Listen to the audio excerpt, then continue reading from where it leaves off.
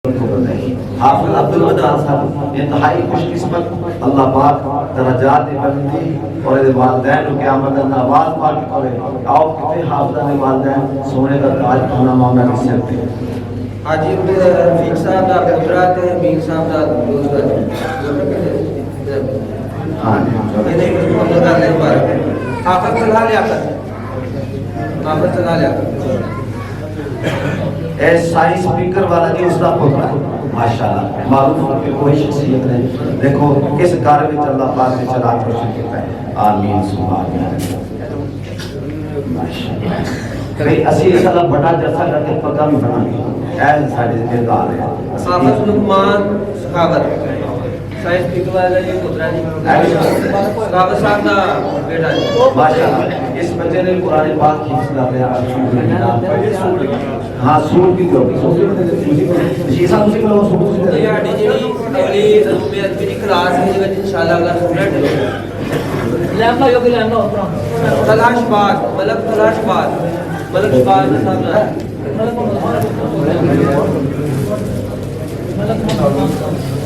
मोहम्मद तलहा शहबाज ए मकशवा साहब का बेटा जी मोहम्मद खान साहब का पोता माशाल्लाह इन्हें 10 बारे पूरे बारे हिफ्ज़ करते हैं। सगीर साहब का पोता जनाब सुभान अख्तर बदलाव है सुभान अख्तर बदलाव है सुभानिया सुभान अख्तर सलाम से आते हैं आल मालूम रास्ता के सामानो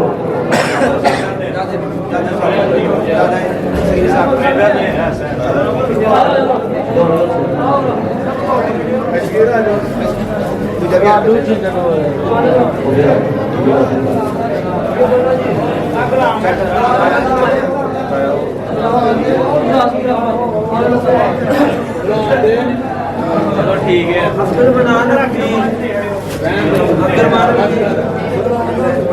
अब्दुल मनान ला बख्श का पोता जी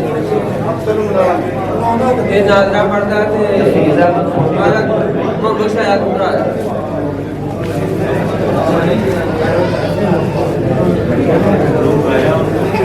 सुभान अशरफ एक कंजर दा पुत्रा ते अशरफ दा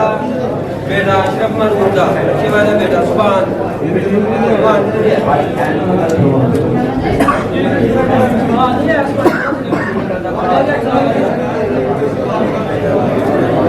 मोहम्मद उमर सादत तला शमर का बेटा तला शमर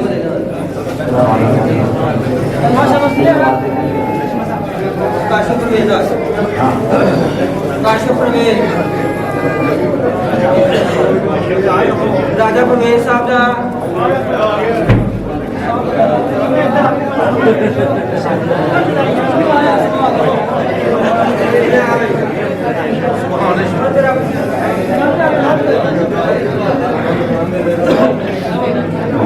फरहान गुलाम से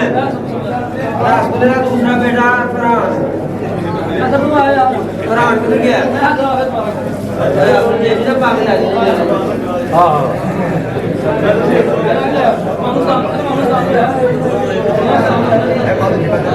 फरहान मनीर राजा शरीफ साहब का पुत्रा फरहान मनीर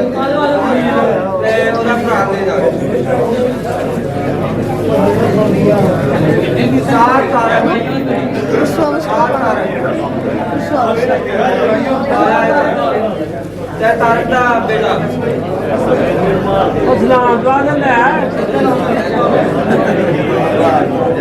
सामा तारक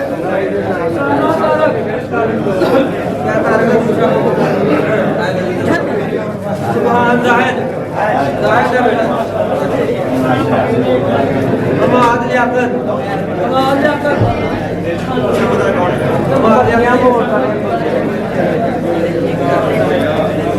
रेहान लतीफ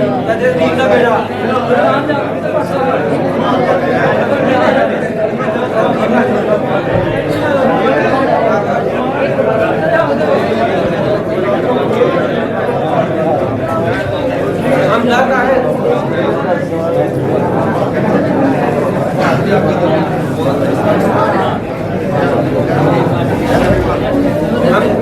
ज्यादा नाम तुझे रख ज्यादा नाम तुझे रख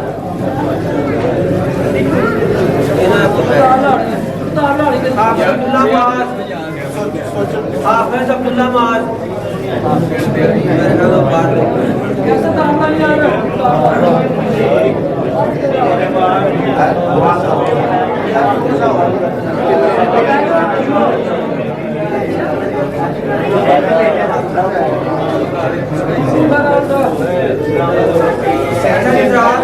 दुआ तो पहला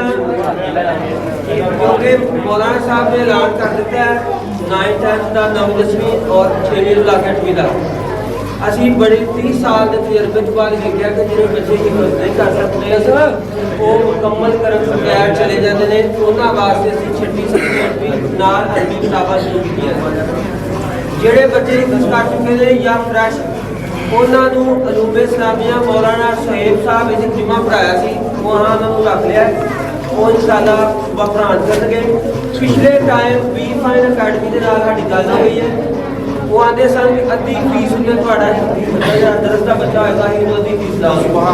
लिहाजा जेड़े बच्चे मैट्रिक साइंस करना चाहते हैं उन्होंने पिछले टाइम भी फाइन अकैडमी भेजांगे जेड़े साइंस मैट्रिक नहीं करना चाहते उन्होंने इलैक्ट्रीशियन ते प्लम्बर का कोर्स ਅਸੀਂ ਮਦਰਸੇ ਵਿੱਚ ਕਰਾਵਾਂਗੇ ਤਾਂ ਕਿ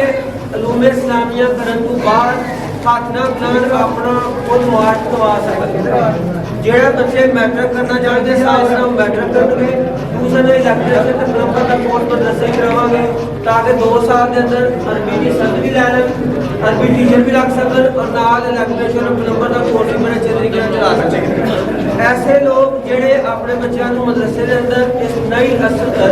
दीनी और असली तलीम के हवाले नाल शामिल करना चाहते हैं उन्होंने रिक्वेस्ट है कि वो ईद तो फौरन बाद सवार की क्लास शुरू हो रही है अपने बच्चों को उस क्लास शामिल करो बच्चों को रेगुलर बोर्ड की संद भी दी जाएगी ਜਿਹੜੇ ਨਵੀਂ ਦਸਵੀਂ ਕਰਨਗੇ ਨਾਲ ਰਾਬਤਾ ਬਿਲ ਮਦਾਰਸ ਮਦਰਸੇ ਦੀ ਸੰਦ ਵੀ ਦਿੱਤੀ ਜਾਏਗੀ ਨਾਲ ਸਾਡੇ ਮਦਰਸੇ ਦੀ 3 ਸੰਦਾਂ ਦਿੱਤੀਆਂ ਜਾਣਗੀਆਂ ਜਿਹੜਾ ਮੈਟ੍ਰਿਕ ਅਲੂਮੇ ਇਸਲਾਮੀਆ ਔਰ ਕੋਰਸ ਕਰੇਗਾ ਅੱਲਾਹ ਦਾ ਮੇਰਾ ਭਲਾ ਵੀ ਦੱਸਦਾ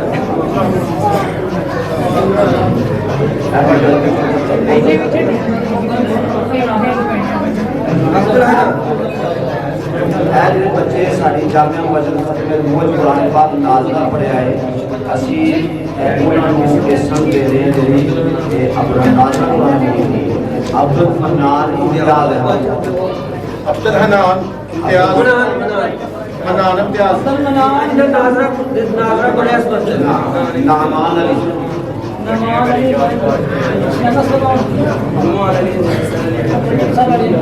नुमान अली अबू हरैरा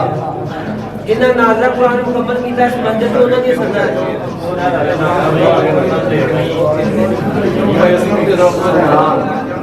चलो ये जिन्हें नाज़रा की सजा ने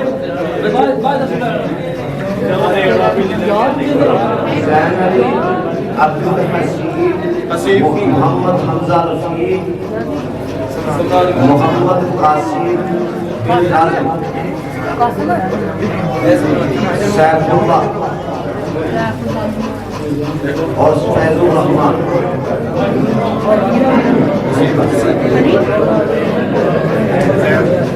जैन शौकत जैन शौकत को पढ़ के